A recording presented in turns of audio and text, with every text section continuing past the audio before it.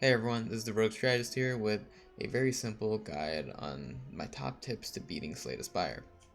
Just for some context, I usually play Slay The Spire as Ironclad, as you can see from my extension 20, but I also play a few of the other characters, but not as frequently. If you're just starting the game and you have no idea what extensions are, don't worry about it. You just have to know this is kind of like the harder mode of the game. But with all that said, let's go ahead and get started. From what I've seen, one of the biggest mistakes people make going in is that they have some goal when starting a new game. For example, a lot of people say, oh, I'm playing Silent, I want to make an awesome poison deck, and they'll try to grab all the poison cards that they see, but oftentimes these poison cards might not actually be the right move. Generally, when you're picking a card, you want to start thinking of, okay, especially in the beginning, you want to think, alright, these cards that I'm picking up should be good for right now, and not what might be good later. For example, a card like Catalyst. It's an amazing card, vital in most poison decks, but if you were to not get a poison card for next 30 turns, 30 levels, what happens then? Same thing with Ironclad. Ironclad has a few cards that seem amazing, but only in certain contexts. For example, Entrench. Entrench is your key way to get to those crazy 999 block decks that you see, except that if you get this and you don't get a lot of blocking cards such as Impervious, then you're pretty much wasting that Entrench, because by itself it's not that good. And so that's kind of where you have to start thinking about, is this good for me now, or will this be good for me later? The next big tip that a lot of people know but don't actually follow enough is actually checking your map constantly and figuring out what's the best path forward. So for example, when I'm looking at the start of a game, what I'm trying to figure out is, okay, how do I get to a lot of elite fights and a lot of campfires? Those are my top priorities.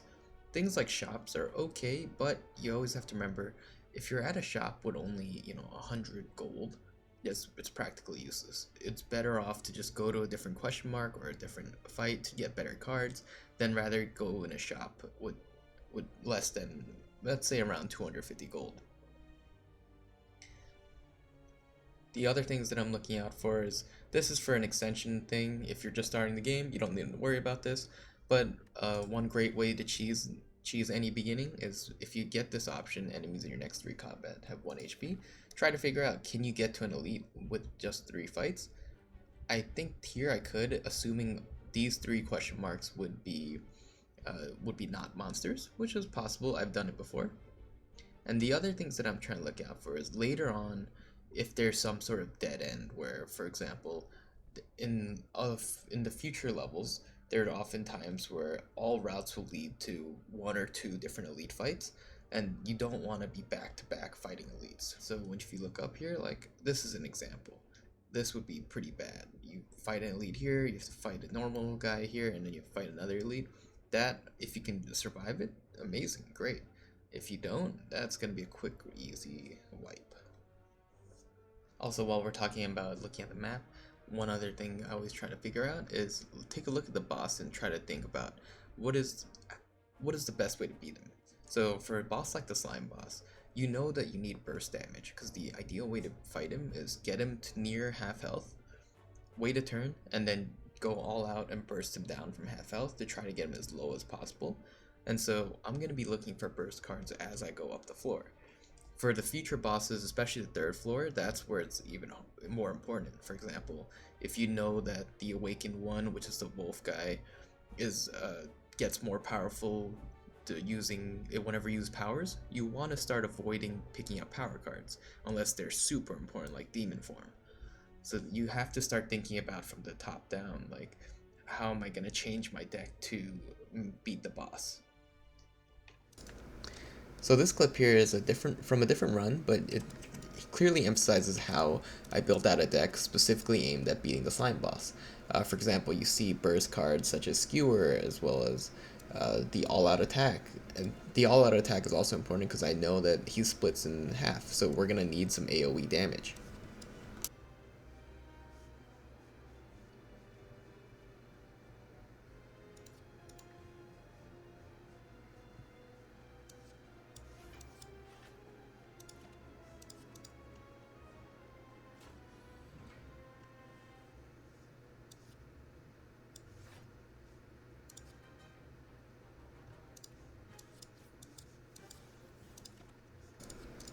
So like we discussed earlier with the slime, the ideal scenario is you want to get him to near half health, take a turn to get all your energy back, and then go all out.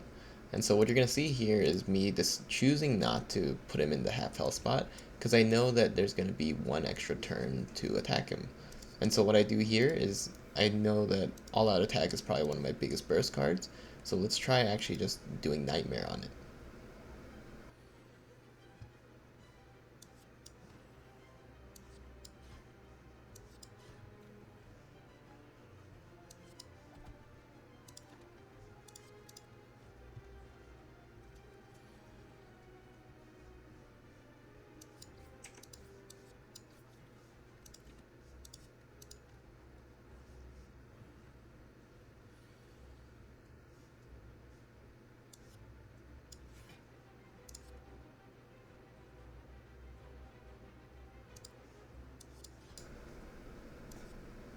And with that, this is a pretty easy boss run, and especially considering that I came into this with 20 health-ish, I was actually pretty impressed that I came out of it alive. The next best tip that I can give people for Slay the Spire is try to keep a consistent deck. The easiest way to have a consistent deck, of course, is just don't pick up cards you don't want. Like we talked about earlier, where if you see a card that might be good in the future, but not good for you right now, probably don't take it unless you have a really good feeling about some certain synergies that might come out. In addition to skipping cards when they suck, the strikes and defends that you have are eventually going to start to feel like dead weight compared to the rest of the cards in your deck, so feel free to start removing them as you have a little bit of extra money and you hit up a few different shops. It's normally wiser to actually remove strikes before defense, but it can depend on how your deck scales. For example, strikes are still useful if you have a lot of strength, but this is a call you should make, but generally speaking, I try to remove my strikes before my defense. The reason being that for strikes, it is very easy to find cards to replace it. For example, even things, pretty much every attack card outside of strike does more damage than strike. Blocks, while every other block does do more blocking, it's always better to have a block in hand versus a strike. And finally, the last question I get a lot is, what size deck is the best? There's a lot of debate about this. A lot of people coming from a more playing card game or board game world know that having a smaller deck is better, just to create better consistency.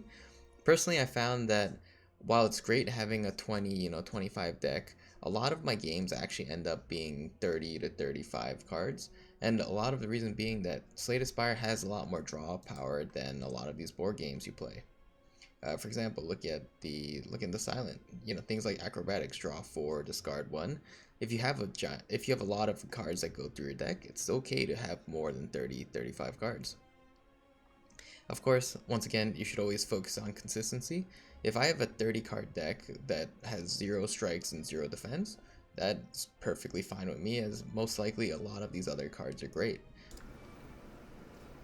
So this clip is actually from the same run as we saw before with the slime boss. I would just want to call out a few things here. One of the biggest tips that I can give to people is always thinking about blocking before anything else.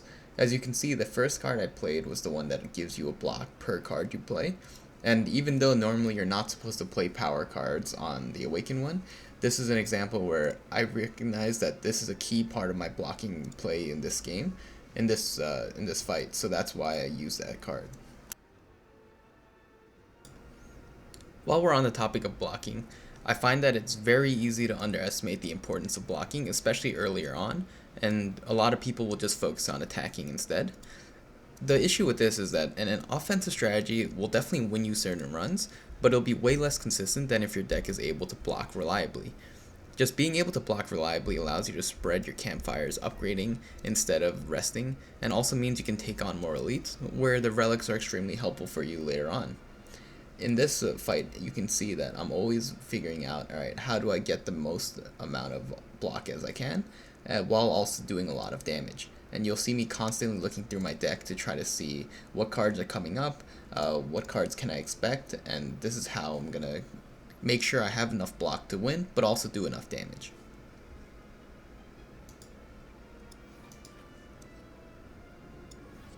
So what you're about to see here is probably one of my favorite parts of this run as a whole. Here you're gonna see me that, oh look, I have Grand Finale, which will do a ton of damage. I just have to make sure I can use it. And so I'm slowly making sure I'll have the right amount of cards to get to 0 decks. But not only that, if you see me, I'm also counting how many attacks do I have till the pen nib. So well, in a bit you'll see it all come together beautifully.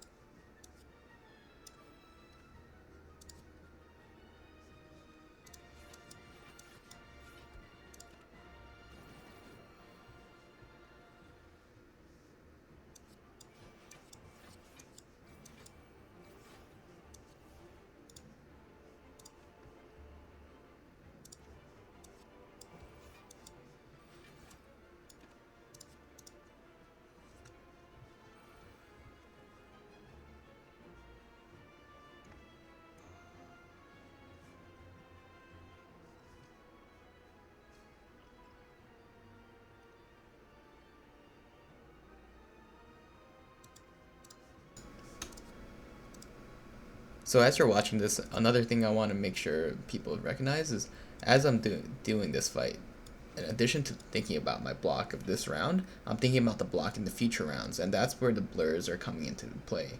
That's why I even nightmared the blur, so that I know that I'm going to have a ton of blurs in my deck, so to just keep the whole block engine running as you see here.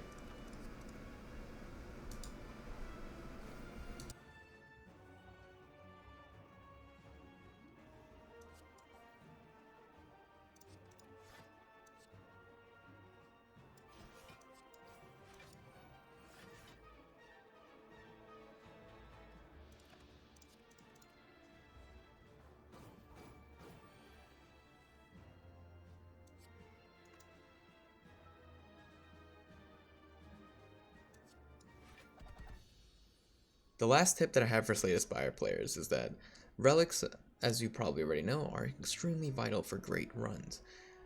To get these relics, the best way is always fighting elites. So when you can, and if you won't die, I always recommend fighting elite versus other options like a campfire or question mark. Actually, a campfire might be better, but a lot of times just fight the elites as much as you can.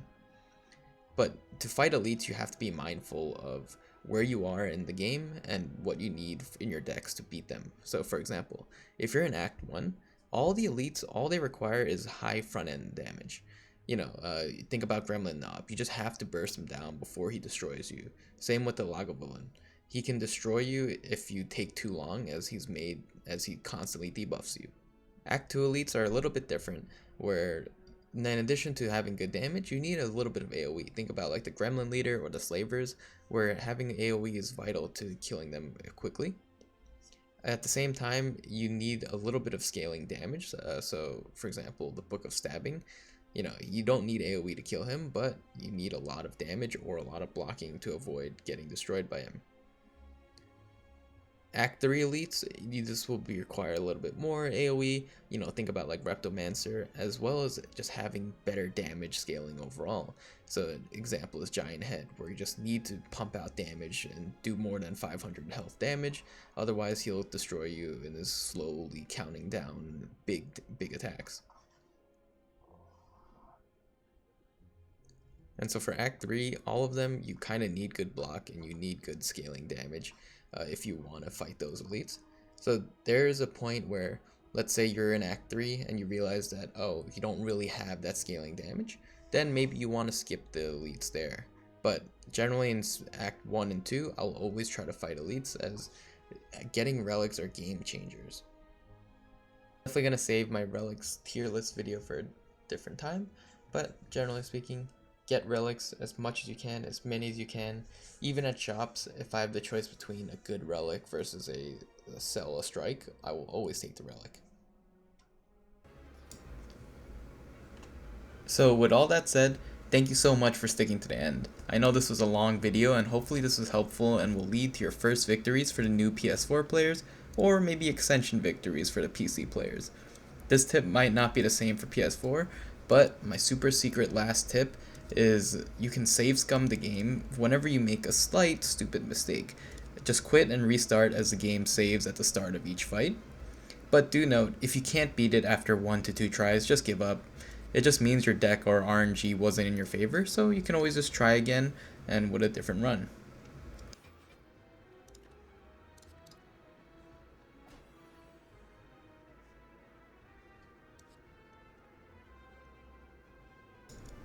Finally, if you enjoyed this video, be sure to leave a like, comment, or subscribe if you want to see more content like this. This channel is a passion project of mine covering the roguelike and strategy games I love, so expect more in-depth guides similar to this. Thanks again, and go slay the spire.